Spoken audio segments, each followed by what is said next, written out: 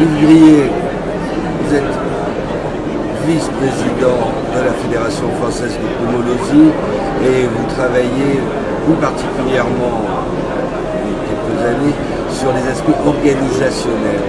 Alors l'organisation du travail sur les apnées du sommeil, ça va sans doute de plus en plus impliquer les big data, l'intelligence artificielle, l'apport de toutes ces nouvelles données. Où en êtes-vous actuellement? C'est vrai que l'apport des nouvelles technologies n'épargne pas la pneumologie ni l'apnée du sommeil. Maintenant, c'est quelque chose qui est très... c'est en route, on est dedans, et c'est quelque chose qui est irréversible. Et on n'est pas en retard, en particulier pour utiliser ces nouvelles technologies.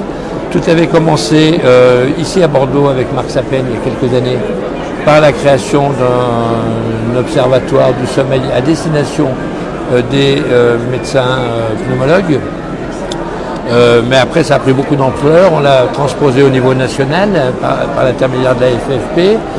Mais à côté de ces acteurs que sont les médecins qui étaient le point de départ, il se trouve qu'il y a d'autres acteurs, les prestataires de services à domicile, les fabricants de dispositifs et bien entendu les malades. Et donc, à partir du moment où les dispositifs sont devenus connectés, à partir du moment où on a aussi fait une étude scientifique qui s'appelait Optisas, utilisant des objets connectés, on savait collecter les données provenant de ces dispositifs et de ces objets connectés qui sont hébergés en toute sécurité, conformément à tous les règlements sur un hébergeur agréé, ASIP, etc. Et c'est intéressant de pouvoir confronter ou concilier, maintenant on dit c'est pas confronter, c'est plutôt concilier les données qui viennent des appareils, les données que les médecins ont en propre, toutes leurs données cliniques, leurs données médicales, les données des patients qu'ils ont aussi en propre, ils ont leur propre vécu de la maladie, c'est eux qui savent quels sont les bénéfices qu'ils tirent du traitement ou les inconvénients, leurs besoins satisfaits ou insatisfaits, et donc de concilier l'ensemble de ces données, médecins, malades, prestataires de services à domicile, dispositifs médicaux connectés, c'est très intéressant. Donc tout ça permet, avec bien sûr l'autorisation des patients, ça c'est la première étape, sinon on ne va pas plus loin.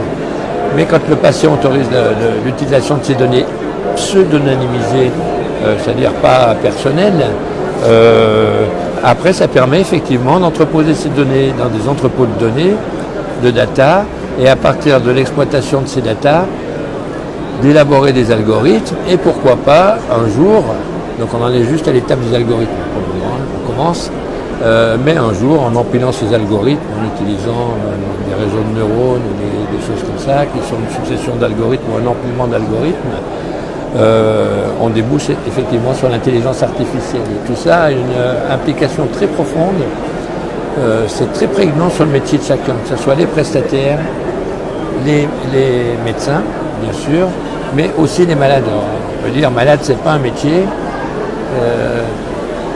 Certains malades se forment, deviennent des malades experts, donc c'est pas loin d'être un métier. En tout cas, c'est une situation. Et quand je parle de malades, c'est de façon maladroite, parce qu'en fait, c'est des personnes malades. Parce qu'ils ont beau être malades, c'est pas leur... ça occupe pas tout leur champ de pensée. Ils restent des citoyens, ils ont une vie familiale, ils ont une profession, ils ont leurs propres occupations.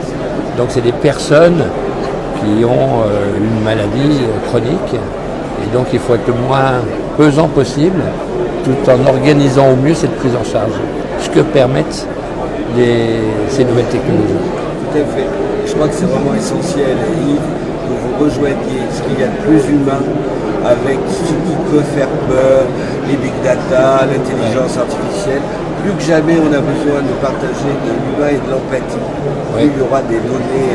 Alors, c'est là où les médecins restent très supérieurs à l'intelligence artificielle, c'est sur les questions d'empathie.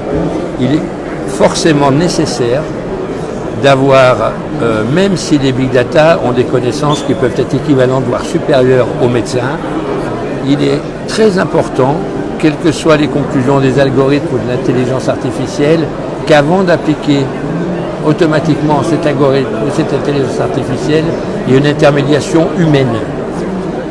entre une personne humaine médecin et une personne humaine malade. Oui. Merci beaucoup. Voilà.